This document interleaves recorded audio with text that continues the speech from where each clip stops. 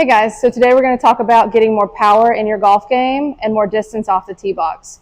So one of the main things that we want to think about is, yes, generating strength, but also generating our ability to move fast and powerfully. That is one thing that we tend to lose earlier as we age, is our quick twitch, our power. We hold on to our strength pretty well, but our ability to move fast, we can lose if we don't train it.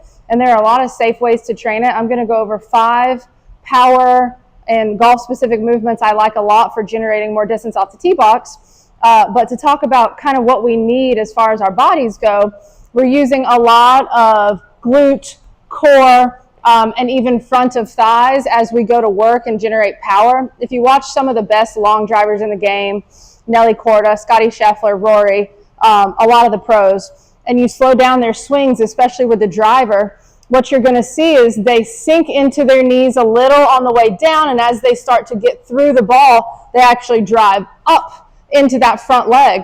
And if you slow it down a ton, you can see them. A lot of times they're actually off the ground because they have generated so much power through the ball, and that's them using the ground for power as well as for rotation. When we get super armsy in our swing, we lose a ton of power, obviously. So we really want to be able to use our rotational power and the ground to generate that. And I'm going to go through 5 movements I like a lot that will help with your golf game.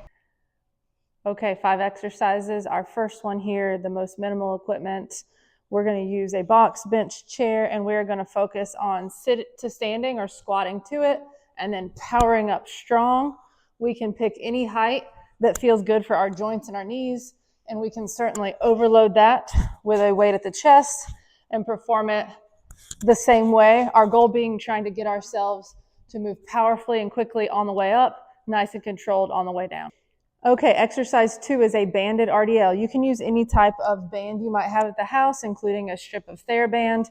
We're going to stand on it and use it to create some tension. So instead of squatting like our first movement, we're actually hinging at our hips. We're sending our hips back like we're going to push a drawer in, and then back up nice and tall. That's our quick movement. So nice and controlled down, back up and through. This gets us into a little bit of the movement or the hinge, the position we need in our golf swing. And this should feel a lot more glutes and hamstrings compared to our first movement, which is a little bit more quads. Exercise 3 is banded trunk rotation. So any kind of band tied around something sturdy, or if you've got like a strip of TheraBand, you can tie a knot in it and shut it in a door frame.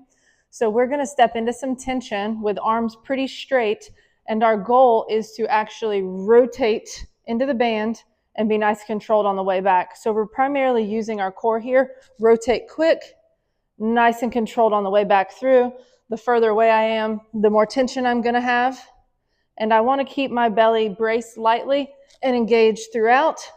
As I rotate here, you'll notice I'm not turning my back leg like a traditional swing. I'm really focusing on the trunk in this one, and I'd want to do that both ways, although certainly your golf swing direction is important for athleticism and general training. Let's do both sides. All right, exercises 4 and 5 do require some type of med ball that you can slam or throw. They don't have to bounce like this one does, but we do need to be able to slam them down. Typically somewhere in the 6 to 12 pound range is a great place to be, because we want to be able to move quickly and powerfully with it and it not be so heavy that we cannot move fast. So this number 4 is an overhead slam. We're going to push overhead as far as shoulders allow, and then the rest of it's going to be really driven from our core and our lower half. Big drive up, big slam down. I'm going to give you 3 in a row to see the intensity of what we're looking for. It's all about powering down and doing it with a lot of force, moving nearly as quickly and powerfully as we can. Okay, exercise number 5, the last one, also with a med ball, somewhere in that 6 to even lighter on this one, 6 to 10 pound range is good. We still want to be able to move quickly and powerfully. We're going to set up in a slightly wider stance than what we would have in our golf swing, with that ball near our back hip. So if I'm a righty hitter, I'm going to set up throwing to my left foot in front from my right hip.